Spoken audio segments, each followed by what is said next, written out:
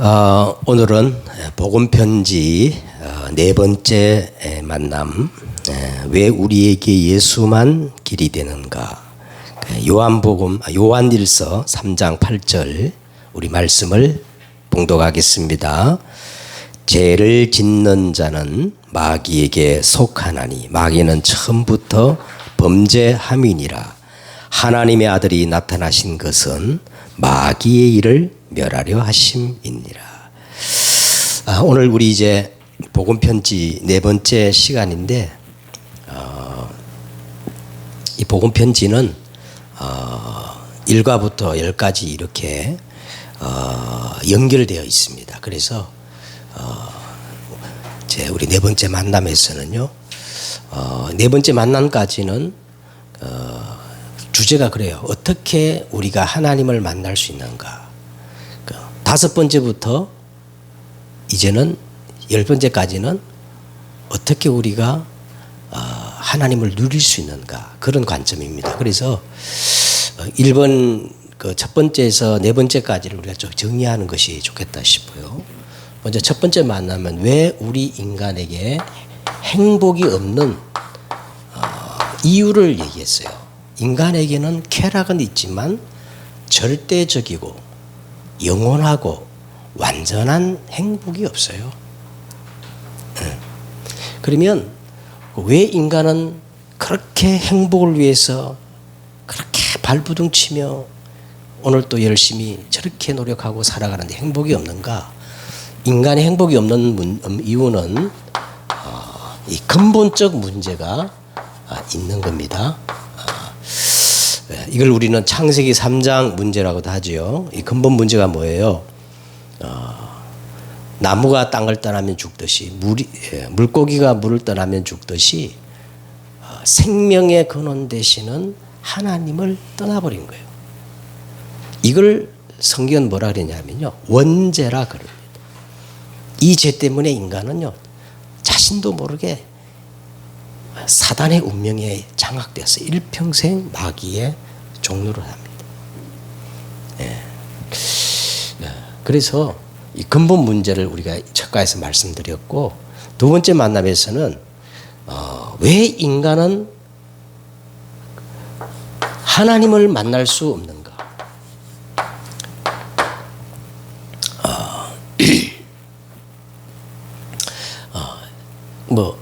간단히 말하면요, 인간의 실존이 뭐냐.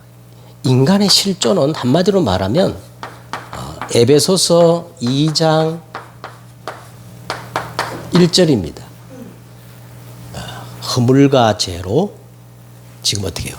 죽어 있는 상태예요. 그래서 여러분, 이 허물과 죄로 죽었다, 이 말을 이걸 잘 이해하셔야 돼요. 가장 타락 중에 타락이 뭐냐? 죽음이에요.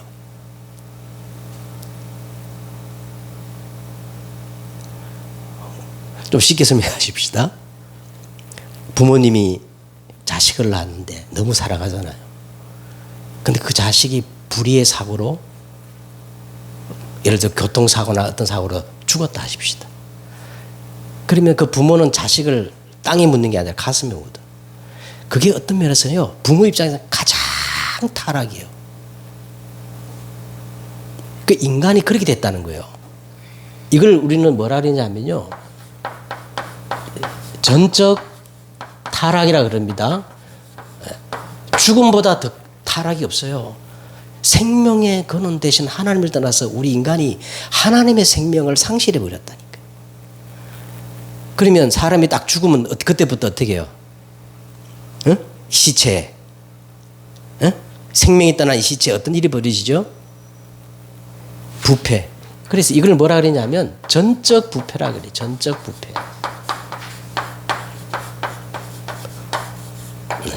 그러면 한 번 죽어 있는 사람이 뭘 할 수 있어요, 없어요?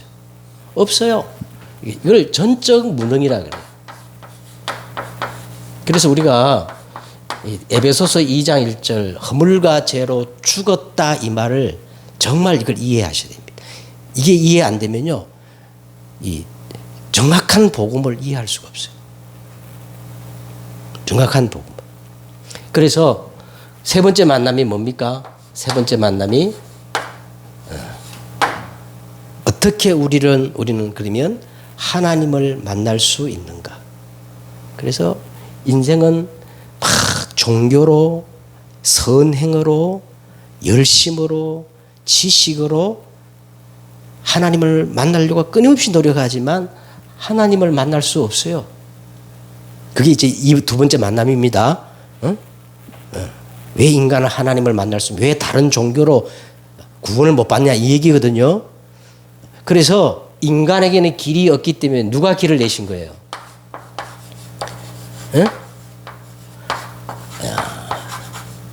인간에게는 길이 없기 때문에 하나님이 길을 내셨다. 그게 복음입니다. 인간이 노력하는 그 모든 것들은 종교고요. 하나님이 길을 내신 것이 이게 참 복음입니다. 이게 이제 우리가 지난번에 세 번째 만남까지 했던 거예요. 자, 그러면 이제 오늘 네 번째 만남이 제목이 뭡니까? 네 번째 만남 제목이 왜 우리에게, 자, 이 제목이 중요해요. 왜 우리에게 예수도 길이 되는가 그렇게 하지 않고 어떻게 했어요? 예수만, 왜 예수만 길이 되느냐. 자, 요 말은요. 자, 사도행전 여러분 17장 1절에 보니까 바울이 해당에 들어가서 그냥 예수님을 이렇게 설명한 게 아니고, 그냥 예수님을 설명한 것이 아니고 예수 그리스도가 왜 십자가에 죽으시고 3일 만에 부활하셔야 하는 그 당위성을 설명한 거예요. 무슨 말 알겠습니까? 그래서 오늘 네 번째 만남에서는 뭡니까? 이 복음의 당위성, 그 다음에 이 필연성, 그 다음에 뭡니까? 이 절대성에 우리 사역자들이 포커스를 맞추고 이 복음 편지, 이 다락방 말씀 전개해야 됩니다. 네 번째 만남 포인트가 뭐라고요? 왜 예수만이냐? 그 당위성, 그 다음 뭐예요? 필연성, 절대성. 자, 이거를 이제 설명해야 되는 겁니다. 자, 지금 우리 시대는 포스트 모던, 그러니까 절대적인 것을 다 부인하잖아요. 그죠? 다 상대적인 겁니다. 다원주의, 현대 문화 속에서 절대적인 것을 주장하면 독선적이고 그리고 배타적이고 일방적인 고집이라고 이렇게 매도하는 그런 시대에 우리가 살고 있습니다. 절대적인 게 어디 있어? 다 이 다원주의 사회. 다원주의. 종교도 그렇습니다. 그러나 어떤 종교의 진리든 자신들이 진리라고 주장하는 순간부터 진리의 특성상 독선적이고 배타적일 수밖에 없어요. 어떤 종교가 이게 진리다 하는 순간, 그죠? 아무리 뭐 이렇게 막 같이 가자, 서로 뭐 소통하자 해도 자기가 진리라 하는 순간 그 진리의 특성상, 성격상 독선적이고 배타적일 수밖에 없는 겁니다. 자, 그러면 만약 참된 진리를 하면서 아무거나 하나 잘 믿으면 된다고 하면 그것이 어떻게 영원한 진리가 될 수 있겠어요? 그죠? 영원한 진리란 과거나 현재나 미래나 절대 불변의 그것이 진리잖아요. 자, 그러면 서론적으로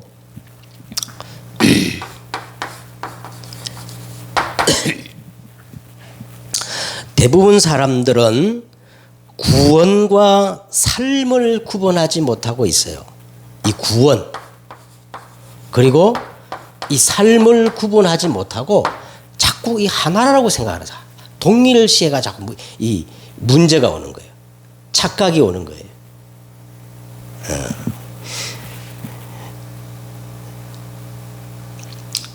이건 어떤 문제냐면요. 이 구원은 쉽게 말하면 이 구원은 생명을 얘기하는 거거든.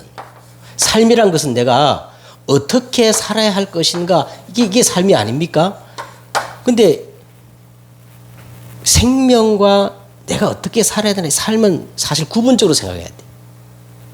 요걸 구분하지 못하기 때문에 어떤 결과가 오느냐 하면 이 복음과 종교를 자꾸 혼돈하고 있어요. 그래서 사람들이, 교회 다니는 사람들도 자꾸 다원주의에 이렇게 빠지는 겁니다. 다원주의에. 그래서 모든 종교는 그 본질이 다 같다고 생각합니다. 종교의 목적은 인생의 참 의미를 깨닫고 바르게 사는 것이라고 생각합니다. 공을 닦고 덕을 세우는 선행이 구원의 길이라고 생각합니다. 그러나 기독교는 종교가 아니고 뭐예요? 기독교는 종교가 아니고 뭐죠? 가장 정확한 말은요, 생명입니다. 그 요한복음에는 예수님이 직접 나는 뭐뭐시다 이렇게 구조로 써 있거든요. 전부 예수님이 나는 생명이요, 부활이요, 나는 생명의 떡이요. 그렇죠? 전부 생명으로 자신을 생명. 그 기독교는요, 종교는 인간의 노력이에요, 열심이에요, 인간의 공로예요. 근데 이 생명은 불가항력적 은혜입니다. 그래서 기독교는 종교가 아니고 생명입니다. 그래서 자, 시작부터 달라요. 시작. 예. 종교는 인간이 노력해서 어떤 절대자나 신이나 하나님을 찾아가는 것이 종교인데, 복음은 누가 찾아오신 거예요? 하나님이 우리 인간을 구원하시려고 하나님이 우리와 함께 하는 것이 이게 복음입니다. 그리고 종교와 복음은 내용도 달라요. 어떤 내용이냐 하면, 모든 종교는요, 내가 어떻게 살아야 할 것인가, 삶에 이 초점이 있다면, 복음은 뭡니까? 생명입니다. 다시 말하면요, 이 생명은, 여러분 보세요, 이 세상에 존재하는 모든 생명은 불가항력적인 은혜입니다. 내가 태어나고 싶어서 태어난 사람 하나도 없어요. 그죠? 그리고 기준도 틀려요. 종교와 이 복음의 이 기준도 틀립니다. 이 종교의 기준은요, 이 사람의 행위예요, 노력이에요, 열심이에요. 그러나 복음은 뭐예요? 복음의 기준은 언약입니다. 하나님의 약속입니다. 그래서 성경이 뭐로 되어 있어요? 구약, 신약 이렇게 되어 있는 겁니다. 자, 그러면 왜 우리에게 예수 그리스도만이 영원한 진리요 구원의 길이 될까요? 그래서 먼저 우리가 이걸 알려면 먼저 인간의 이 실존을 우리가 알아야 돼요. 인간의 실존. 여러분, 인간의 실존은요, 지금 결론적으로 말하면요, 멸망 상태에 있어요. 멸망 상태. 자, 근본 상태는, 인간의 근본 상태는요, 이 근본 상태라는 말은 아담 이후에 태어난 모든 사람들의 실존을 얘기하는 거예요. 자, 이 모든 사람들 어디 있어요? 에베소서 2장 1절에 보니까 허물과 죄로 지금 죽어 있는 상태야. 죽어 있는 상태. 영원한 생명이 필요한 죽어 있는 상태란 말이에요. 그렇죠? 죽어 있는 사람에게 가장 필요한 게 뭘까요? 돈일까요? 죽어 있는데 건강이 필요할까요? 에? 죽어 있는 사람에게 죽어 있는 사람에게 가장 절대적인 필요한 게 뭐예요? 생명입니다. 생명. 자, 그래서 우리 인간은 육신만 가지고 있는 게 아니라 영혼육, 영을 가진 존재거든. 그래서 이 영이 죽었기 때문에 그 영적 상태가 어떤 상태냐 하면 영적으로 절대 타락, 부패, 무능해가지고 그런데 이 영적 강한 세력은 있거든요. 그래서 그 영적 세력, 강한 세력에게 전부 에베소서 2장 2절에 보니까 이거 존재를 뭐라 그랬어요? 공중 권세 잡은 자에게 일평생 그 운명이 장악되어서 종로로 타고 있다는 거예요. 영적으로 다 하나님 떠난 인생은요, 전부 100%입니다. 그래서 그 정신 상태는 이 땅에 성공도 하고 대단한 업적도 남기고 다 하지만 에베소서 2장 3절에 본질상 진노의 자녀가 되어 날이 갈서 가면 수고하고 인생의 무거운 짐을 지고 뭐가 고통당해요? 에? 정신이 시달리고 정신이 어떤 사람은 사로잡히고 막 삶의 무거운 짐을 지고 그래서 어떤 사람은 자살하고 우울증, 노울증 앞으로 이러면 지금도 그렇습니다. 점점 더 그럴 겁니다. 이 세상은 거대한 정신병동이 될 거다. 사회학자가 그렇게 얘기했어요. 그러면 육신 상태는 어떤 상태입니까? 이 근본 상태, 영과 이 정신 보이지 않게 이것들이 숨겨져 있다가 어느 한 사건을 만나거나 계기를 만나면 이게 드러나지요, 보여지지요. 그래서 사도행전 18장 4절과 8절에 보니까 이유 없는 어느 날 재앙과 저주, 실패, 불의의 사고, 불치병, 난치병, 고질병. 다시 말하면 아무리 인간이 웰빙하고 보양 먹고 건강 관리하려도 어느 딱 순간에는요, 불가항력적인 이 한계의 상황이 옵니다. 이걸 우리는 마지막 죽음이라고 그러죠.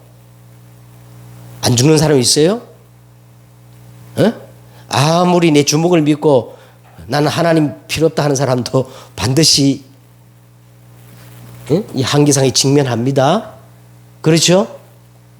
그러면 죽음은 끝나느냐? 내세 상태예요. 이게 더 무섭습니다. 히브리서 9장 27절에 보니까 한 번 죽는 것은 사람에게 정하신 것이요, 죽음은 끝나는 게 아니고 그 후에는 뭐예요? 심판받고 그때는 돌이킬 수 없어. 이걸 멸망이라 그래. 영원한 멸망. 어디 가죠? 이제 지옥이 있다고 그래요. 지옥 갑니다. 그런데 이 문제가, 이 영적 문제가 그대로 가문의 유산이 돼가지고 3세대까지 후대 문제로 연결된다는 거야. 후대 상태. 출애굽기 20장 3절과 4절, 마태복음 27장 24절에 쫙 나오잖아요. 3세대까지 이것들이 그대로 후대들에게 답습돼 가지고 영적 문제가 반복되었어요. 자, 이게 하나님을 떠난 인간의 이 실존, 멸망 상태입니다. 자, 이제 제일 중요한 거예요. 이게 여기다 키를 맞춰야 돼. 자, 이 영적 문제는 인간이 절대 해결할 수 없기 때문에 구원자가 필요해요. 그래서 인간은요, 어떤 종교든 어떤 선행이든 어떤 열심과 노력과 지식으로 이 문제를 해결할 수 없어요.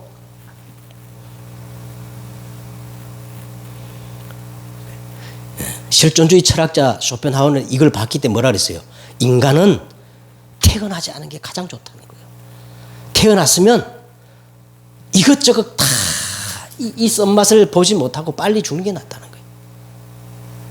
그래서 우리에게는 뭐가 필요해요? 구원자 그리스도가 필요해요. 그 그리스도란 말이 구원자란 뜻이거든. 응? 메시아. 그래서 오늘 이 두 번째 가장 중요한 게 뭐냐면, 그럼 아무나 구원자가 되는 게 아니고, 아무나 그리스도가 되는 게 아니고, 이 그리스도의 자격과 뭐가 있어야 돼요? 조건이 맞아야 돼. 우리나라는 뭐 자칭 그리스도라 하는 사람이 50명이 된다 그러네. 다 틀린 말입니다. 요 7가지 다 조건을 갖춰야 그리스도고, 요 7가지라도 한 가지라도 빠지는 사람은 절대 그리스도가 아니라 사기꾼입니다. 자, 첫째는 보세요. 우리 인생 문제의 원인 제공자가 누구지요? 이 사단은 공중 권세를 잡은 자라 했고, 이 세상 신이라 그랬어요. 임금이라 그랬어요. 그러면 이 사단을 이길 수 있는 자격과 능력을 가진 분은요, 한 분밖에 없어. 누구밖에 없어? 창조주. 그러면 하나님이 오셔야 되는 거야. 아멘. 그래서 구원자의 첫째 자격이 누구예요? 하나님이 오셔야 돼. 두 번째는, 자, 이 사단의 미혹을 받아가지고 우리 인간이, 누가요? 인간이 죄를 지었어. 어? 자, 그러면 인간의 이 죄를 대속하려면 하나님이 영으로 오시면 안 되고, 반드시 누구의 몸을 입고 와야 돼요? 인간의 몸으로 와야 돼. 인간의 몸으로. 요게 두 번째 조건입니다. 그리고 하나님이어서 인간의 몸으로 이 땅에 오셔서 인간의 모든 이 죄를 담당하셔서 죄 없는 몸이 대속물로 인간을 대신해서 어떻게 해요? 죽어야 돼. 이게 십자가거든요. 반드시 자기 죄나 생로병사, 자기 어떤 병 때문에 죽으면 안 되고 대속적 죽음을 죽어야 그리스도입니다. 아멘. 그 다음 네 번째 자격이 뭐냐면, 실제로 인간의 이 문제, 근본 문제를 해결했다는 증거가 있어야 되잖아요. 사인이 있어야 될 거 아니야. 누구도 따라올 수 없고 모방할 수 없는 그 사인이 있어야 되는데, 그게 뭐냐면 다시 부활하셔야 돼요. 그죠? 근데 이 세상의 모든 종교 창시자 대상자들은요, 무덤이 있어요. 그리고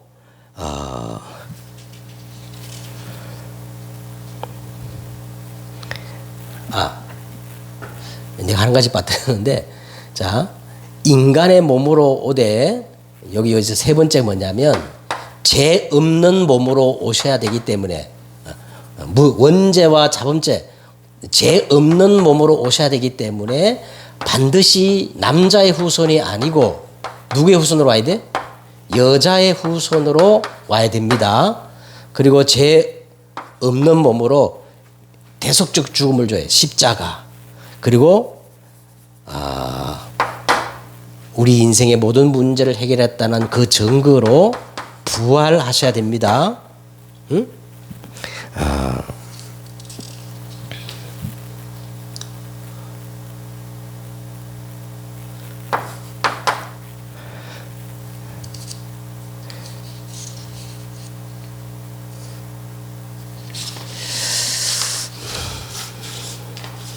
자, 그리고 마지막, 부활하신 그리스도가 지금 우리와 함께 있고 지금 살아계신다는 증거로, 역사한다는 증거로 그 이름으로 기도하면 응답이 있어야 돼요.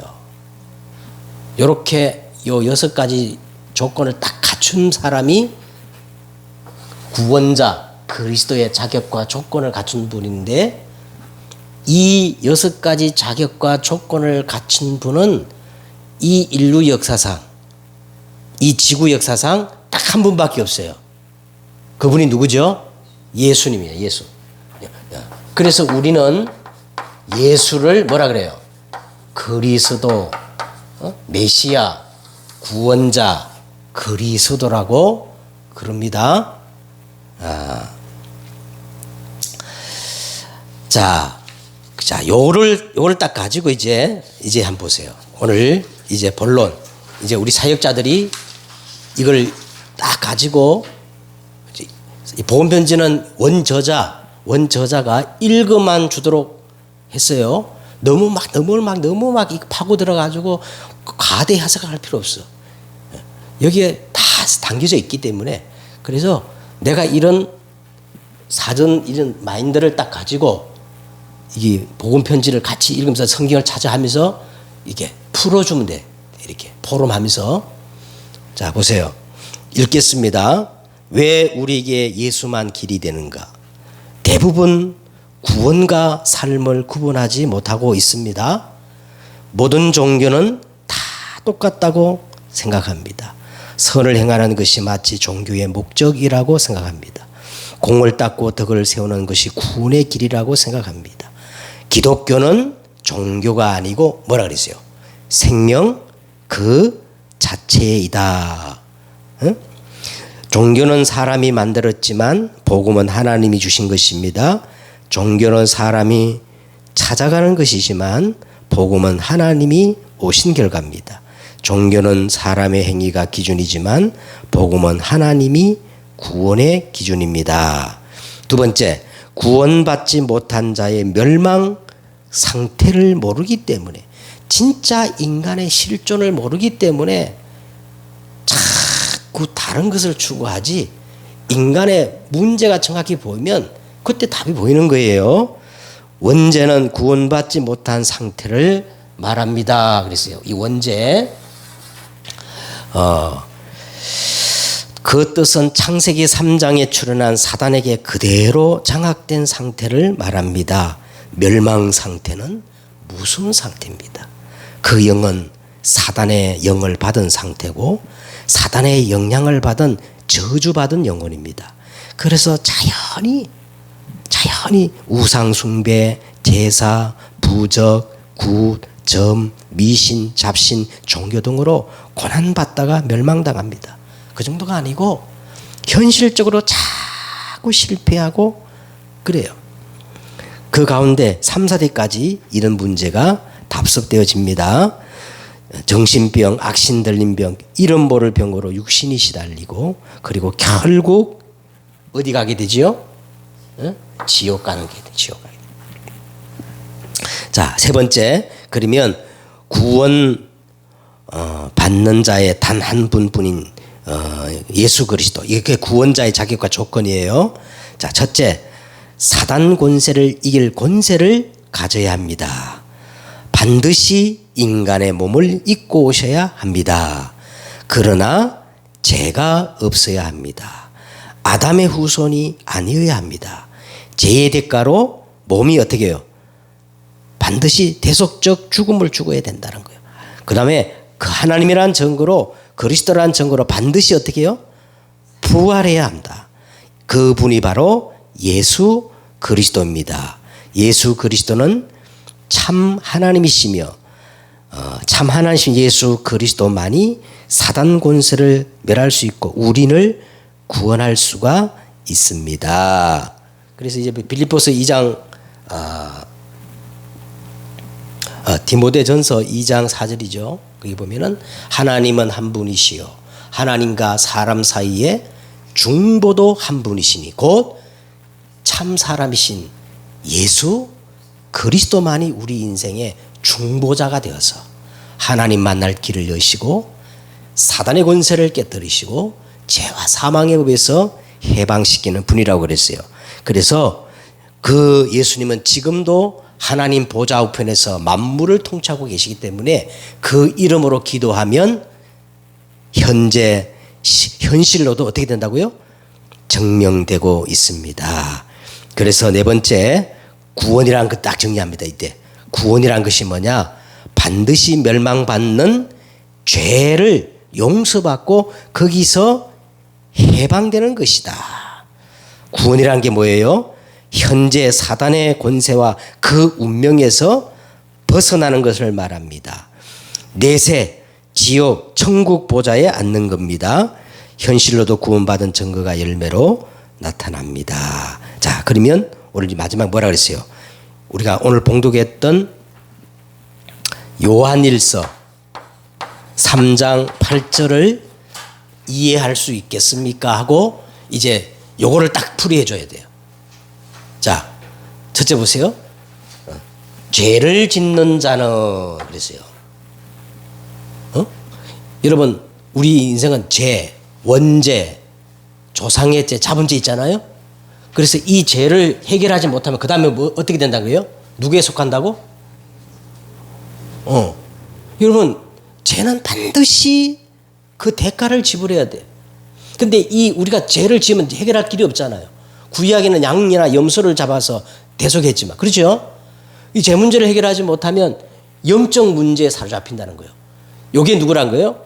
마귀에게 속하나니. 마귀는 처음부터 범죄함이니라. 그래서 요 사단이 끊임없이 우리를 하여금 죄를 짓게 해가지고 누굴 떠나게 해요? 하나님 떠나게 만들어. 그래서 이제 하나님의 아들 예수 그리스도가 이 땅에 오신 목적은 그 다음 나왔죠? 어떻게 해요? 요 세 가지 마귀의 일을 멸하려 하심이니라. 그래서 예수만 그리스도예요. 다른 건 그리스도가 될 수 없어요. 예수만 구원자예요. 아멘. 예수만 우리 죄 문제를 해결하신 대제사장, 예수만 사단의 권세를 깨뜨리신 만왕의 왕, 예수님만 하나님 만날 수 있는 길을 여신 참 선지자. 자, 이제 마지막 결론을 이제 내리겠습니다. 마지막 결론. 자, 마지막 결론. 자, 마태복음 16장 13절에서 24절에 보면 예수님이 이렇게 질문합니다. 사람들이 인자를 누구라 하느냐. 다 사람들이 엉뚱한 대답하잖아요. 예레미야 선지자, 엘리야 선지자 중에 하나다. 그래서 예수님이 다시 질문합니다. 제자들에게 너희는 나를 누구라 하느냐. 이때 베드로가 정확히 예수님을 뭐라고 고백했어요? 이 예수님만 우리 인생의 모든 문제를 해결한 그리스도시요 살아계신 하나님의 아들이십니다. 그러니까 예수님이 탐복하셨어요. 바요나 시모나 네가 복이 있다. 그러면서 이를 알게 아니라 혈육이 아니요 하늘에 계신 누구다? 하나님이 알게 하셨다. 내게 이르노니 너는 이제 뭐예요? 반석. 그 다음에 음부의 권세가 이기지 못하는 권세를 가졌고, 더 놀라운 거는 네가 땅에서 무엇인지 매면 하늘에서 매이고 땅에서 풀면 하늘에서 풀리는 뭘 주겠다? 야, 열쇠를 주겠다 하면서요. 자, 그 다음에 예수님이 20절에 제자들에게 경고하사 뭐 하사? 자기가 그리스도인 것을 아무에게 알리지 말라는 거예요. 그 말이 뭐냐면 이 그리스도를 고백했다고 해서 다 되는 게 아니야. 그래서 성경은 정확히 얘기됩니다. 성경은 그냥 복음을 얘기하는 게 아니고 오직 복음을 얘기하는 거예요. 그래서 오늘 제목이 뭐예요? 예수만이어야 돼요. 이걸 오직이거든요. 그래가지고 예수님이 제자들에게 경고하사 그리스도를 말하지 말라 하면서 비로소 정말 예수님이 이 땅에 오신 그리스도 일을 설명한 겁니다. 이제 내가 예루살렘에 올라가서 대제사장과 서기관들과 많은 이 사람들에게 고난을 받고 어떻게 해요? 십자가에 죽고 3일 만에 부활할 것을 딱 말하니까 금방 이 엄청난 고백을 했던 베드로가 항변했다는 거예요. 성경의 표현 항변했다 그랬죠. 항변이 뭐예요? 따졌다는 거예요. 주여, 그리하지 마옵소서. 만약 그런다면 우리가 이때까지 주님 따르겠습니까? 결단코 이 일이 주님께 일어나지 않을 겁니다. 그때 예수님 뭐랬어요? 예, 사단아 내게서 물러가라. 너는 나를 넘어지게 하는 자로 하면서 자 이렇게 얘기합니다. 24절 예, 무릇 나를 따라오려거든. 내 제자가 되려면 날마다 자기를 어떻게 부인하고 자기 십자가를 져야 할 것이다. 그러면서 이렇게 고백했던 제자들 데리고 마태복음 17장 1절과 8절에 변화산으로 올라가 가지고요. 모세도 사라지게 만들고 엘리야도 사라지게 만들고 어떻게 됐어요? 오직 예수만 딱 보이게 만들면서 하늘에서 소리가 났죠. 너희들은 오직 그리스도의 말만 들으라. 이게 하나님 그렇게 탁. 자 여기서 우리는 어떻게 되냐면 오직 이 복음에 대해서 이제 마지막으로 좀 설명을 해야 됩니다. 오직 복음. 오직 복음. 첫째는요. 오직 복음은요. 반드시 이 갈보리 십자가를 통과해야 돼요. 갈보리 십자가에서 예수님이 뭐라 그랬어요? 요한복음 19장 30절 다 이루었다. 할렐루야. 응? 그리고 골로새서 3장 1절에서 3절에 보니까 예수 그리스도와 함께 옛사람은 죽어버려야 돼요. 그리고 그리스도의 이 부활과 함께 그리스도의 이 생명으로 다시 어떻게 해요? 새로운 피조물이 되어야 됩니다. 그래서 갈라디아 2장 20절 내가 그리스도와 함께 십자가에 못 박혔나니 그런즉 이제는 내가 산 것 아니고 오직 내 안에 그리스도께서 사는 것이다. 여러분 요게 되어져야 오직 복음이 된 거예요. 그 다음에 두 번째는 뭐냐? 24 나를 성전화시켜야 됩니다. 요게 복음이에요. 24 고린도전서 3장 16절 너희는 너희가 하나님의 성전인 것과 하나님의 성령이 너희 안에 거하시는 줄을 알지 못하느냐. 내 안에 누가 계셔요? 성령이 내죠. 구원받은 자 성령이 계시거든요. 이게 24 나를 성전화시켜야 돼. 요게 된 사람이 오직 복음이 된 거예요. 그 다음에 세 번째는 24 나를 보좌화시켜야 돼. 보좌화. 이사야 62장이죠. 62장 6절에서 12절에 보니까 종일 종야 밤과 낮으로 나 여호와로 어떻게 해요? 쉬지 못하게 하라. 24 하나님과 소통되어지는 이 기도의 리듬 속에 있어야 됩니다. 이게 오직 복음이에요. 그 다음에 네 번째는요. 24 나를 현장화시켜야 돼. 현장화.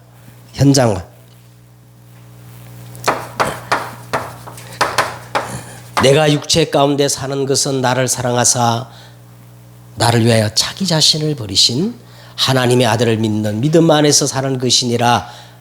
여러분 현장에서 여러분 많은 문제, 위기, 갈등 다 오지요? 근데 그 문제 속에 이게 고백돼야 돼요. 따라합시다. 다 이루었다. 그러니까 문제가 더 이상 문제가 되지 않아야 오직 복음이 된 사람이에요. 기도하겠습니다. 하나님 감사합니다. 오늘 이 만남, 네 번째 만남을 통하여서 가장 중요한 예수 그리스도만 우리가 붙잡아야 할 오직 복음의 당위성, 필연성, 절대성을 증거하는 증인들이 되어지게 하옵소서. 예수 그리스도의 이름으로 기도드렸사옵나이다. 아멘.